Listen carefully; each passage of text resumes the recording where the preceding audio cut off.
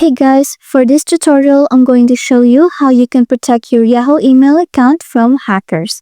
So what you're going to do once you're here in Yahoo, you're going to click on your profile icon over here at the top. You're going to click on Manage Your Account. Then you'll be brought to this new page. Then you're just going to click on Securely over here at the top. Then you will see two-step verification. So you're going to click on that. And we're going to turn on this two-step verification, which will add a second step whenever you are logging in into your account. So for this second step, you can use any of these options.